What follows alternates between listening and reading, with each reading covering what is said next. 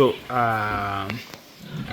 these are now on finisher stage and on finisher diet. They are 18 weeks old, and when you look at the performance, it's not really so bad.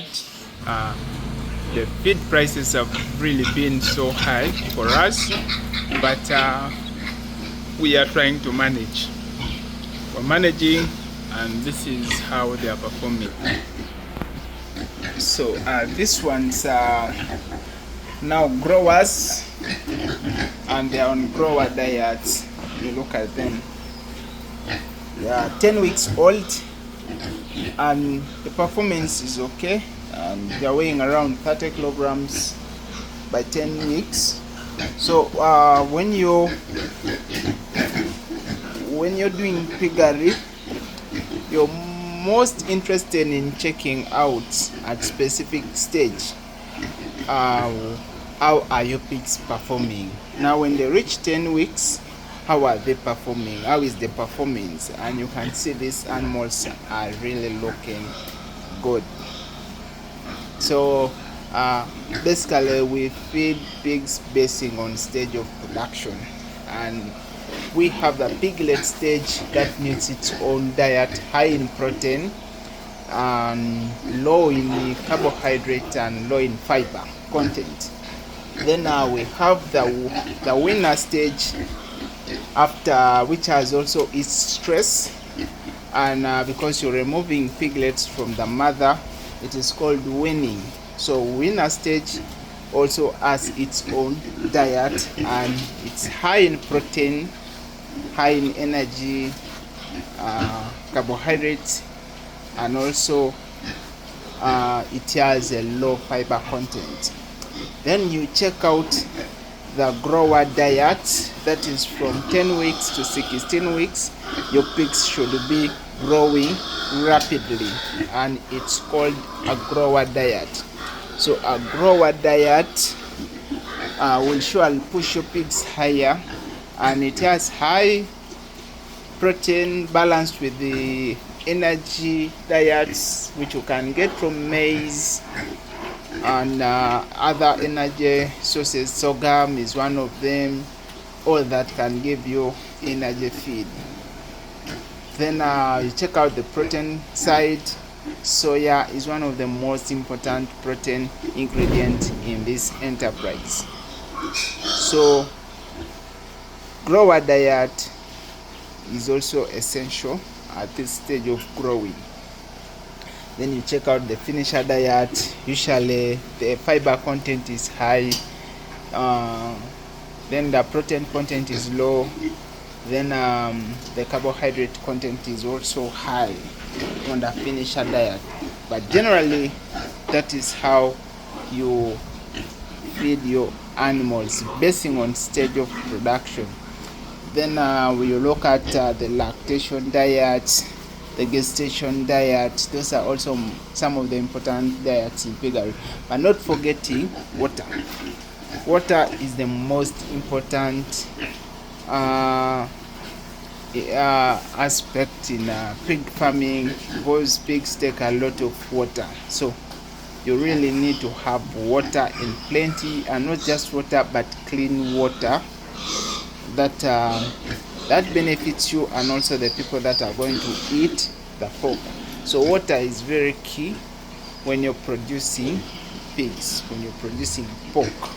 Water is very key. As you can see, performance is good. But one thing I love is just how this farmer is started with simple structuring, but quality animals inside here. So the structuring is simple, but it keeps expanding slowly after sales. Like its money is always working. So that's the most key aspect here. When you look at this, it is basically the structuring, which is good.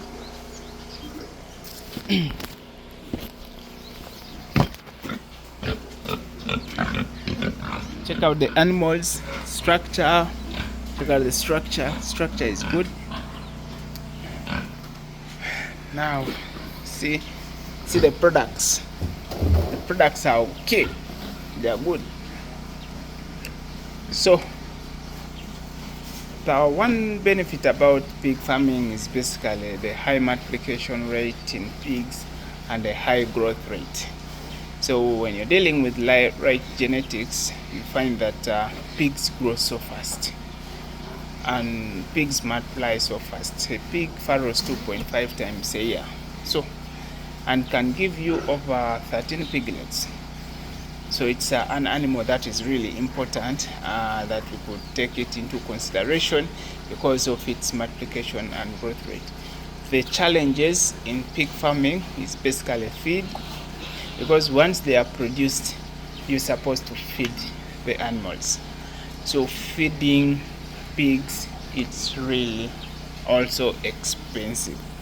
Otherwise, the venture is very good, it's profitable, and within 5.5 months you should have sold those animals and more animals in process. So it's a very good venture.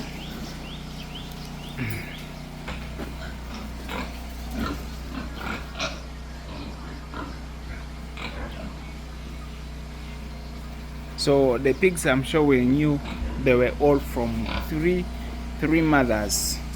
These are pigs from 3 mothers, 48 piglets, and we were able to remain with around 42, which is okay. And you can see that they have really grown, almost in the slaughter stage. Now, one thing about batch system is the management, in that you get a group of pigs, you grow them. Management is easy, other than getting one pig farrowing at the same time, one pig farrowing at a time. So having pigs farrowing at the same time is very important for planning, and also having quantities of pork produced that you can market at once and have a higher bargaining position. So this is good. You can see.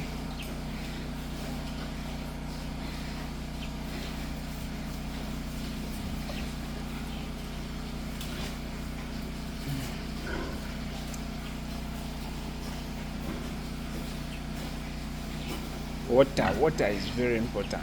Water is very important. Structure your farm simply to accommodate animals, because housing is necessary for these animals. Then also the most important thing is biosecurity. Are you seeing that wall fence out there? It's basically establishing a very strict biosecurity measure, in that we prevent people from accessing the farm. The threat in piggery is swine fever. Swine fever is one of the threats in pig farming, and you can only achieve that by having a very good perimeter fence. Then other biosecurity measures like showering, making sure that you monitor each and everyone who enters in your farm. Then disinfection, you disinfect person entering the farm, and also what is entering into the farm. Otherwise, regulate movements. Those are all key things of preventing swine fever from getting into your farm. So pig farming is very good, but there are some challenges that you also encounter along the journey of pig farming. Otherwise, people love pork. Pork is really loved, like in Uganda here, people really love pork, and you find that it's a very good venture.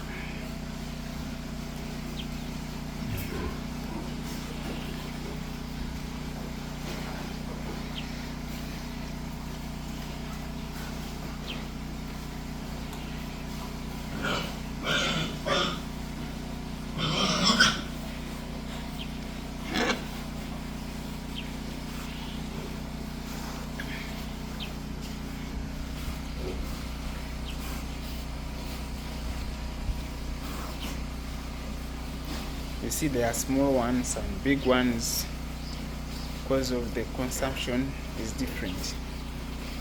All right, thank you.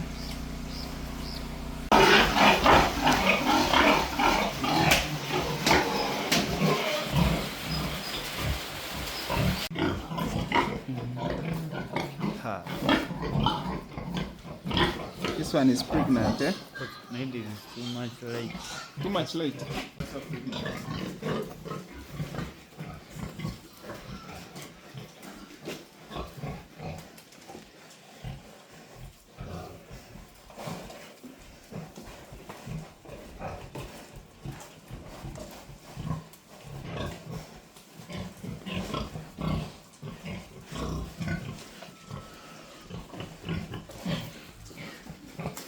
Pregnant.